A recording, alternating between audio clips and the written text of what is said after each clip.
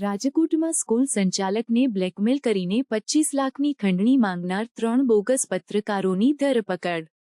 રાજકોટ શહેરમાં ડીસીબી પોલીસે 3 બોગસ પત્રકારોની ધરપકડ કરી છે, જેમણે સ્કૂલના સંચાલકને બ્લેકમેલ કરીને લાખોની ખંડણી માંગવાની કોશિશ કરી હતી. આ પત્રકારોએ સોશિયલ રિપોર્ટ નામે સમાચાર ચલાવતા આશિષ ડાભી, એજાજ અને ધર્મેશ છે. તેઓએ ગાંધીગ્રામ વિસ્તારમાં આવેલી નિધિ સ્કૂલના સંચાલકના અંગત પળોના સીસીટીવી ફૂટેજનો દુરુપયોગ કરીને તેમને 25 લાખ રૂપિયાની ખંડણી માંગવાની ધમકી આપી હતી. આશિષ ડાભીએ પોતાના સાગરીતો મારફતે સ્કૂલની ચેમ્બરના સીસીટીવી ફૂટેજ મેળવીને કાંડ રચ્યો હતો. તેમણે આ ફૂટેજનો ઉપયોગ કરીને સ્કૂલ સંચાલકને બ્લેકમેલ કરવાનો પ્રયાસ કર્યો અને વિડીયો વાયરલ ન કરવા માટે મોટી રકમની માંગણી કરી. આ ઘટનાની જાણ થતાં ડીસીબી પોલીસે તાત્કાલિક કાર્યવાહી કરીને ત્રણેય આરોપીઓને ઝડપી લીધા છે. આ કેસમાં આરોપીઓએ પત્રકારત્વના નામે પોતાની ઓળખ બનાવીને લોકોને ડરાવવાનું અને ખંડણી વસૂલવાનું કાવતરું રચ્યું હતું. તેઓએ સોશિયલ મીડિયા પ્લેટફોર્મનો ઉપયોગ કરીને પોતાની પત્રકાર તરીકેની ઓળખ સ્થાપિત કરી હતી અને લોકોના અંગત પળોના વિડીયો મેળવવા માટે સીસીટીવી ફૂટેજનો દુરુપયોગ કર્યો હતો. આ રીતે તેઓએ લોકોની ખાનગી માહિતીનો ઉપયોગ કરીને તેમને બ્લેકમેલ કરવાનો પ્રયાસ કર્યો હતો. ડીસીબી પોલીસે આ કેસમાં વધુ તપાસ શરૂ કરી છે અને તપાસમાં જાણવા મળ્યું છે કે આ આરોપીઓએ અગાઉ પણ આવા કાવતરાઓ રચ્યા હતા. પોલીસ હવે તપાસ કરી રહી છે કે આ આરોપીઓએ અન્ય ક્યાંક પણ આવા કાવતરાઓ રચ્યા છે કે નહીં અને અન્ય કોઈ લોકો પણ આ કાવતરામાં સામેલ છે કે નહીં. આ કેસમાં વધુ લોકોની સંડોવણીની શક્યતા છે અને પોલીસ આ દિશામાં આગળની કાર્યવાહી કરી રહી છે.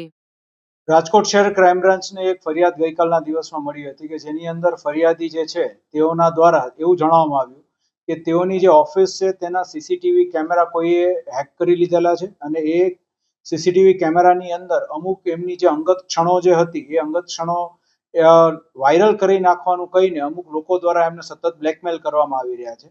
તેના આધારે આગળ તપાસ શરૂ કરવામાં આવી, જેની અંદર એક સ્લાઇડ બનાવીને અમુક ઇસમો દ્વારા એ જે અંગત ક્ષણો હતી તેને એનો સ્ક્રીનશોટ લઈને વાયરલ પણ કરવામાં આવેલો હતો, જેના કારણે જે ફરિયાદી હતા તેઓની જે રેપ્યુટેશન હતું એને ખાસું નુકસાન ગયું હતું. અને ત્યારબાદ તેમને સતત જો આ બાબતે કોઈ પણ પોલીસ એજન્સીને કે અન્ય કોઈને જાણ કરવામાં આવશે તો તેઓને જાનથી મારી નાખવાની ધમકી આપી અને પૈસાની ખંડણી પણ એ લોકો દ્વારા ઉઘરાવવાનો એ લોકો ફરિયાદી દ્વારા ફરિયાદ કરવામાં આવી.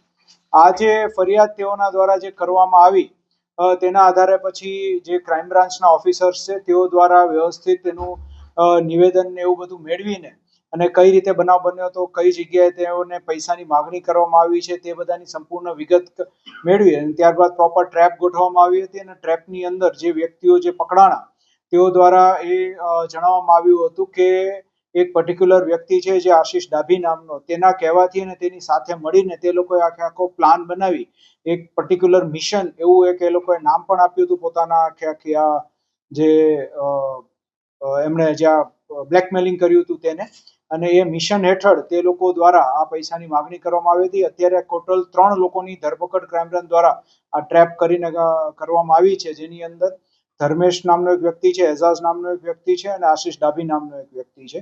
અને જે વ્યક્તિ પાસેથી આશિષ ડાભીના જે સીસીટીવી કેમેરા મળ્યા હતા એ વ્યક્તિની શોધખોળ હાલ શરૂમાં છે.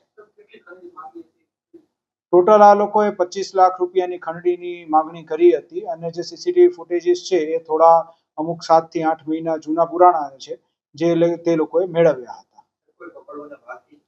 જેણે આ સીસીટીવી ફૂટેજ જે છે એ લીક કર્યા એ વ્યક્તિની શોધખોળ હાલ શરૂમાં છે અને એને ભવિષ્યમાં પછી આગળ કાયદેસરની કાર્યવાહી તેના વિરુદ્ધ પણ કરીશું.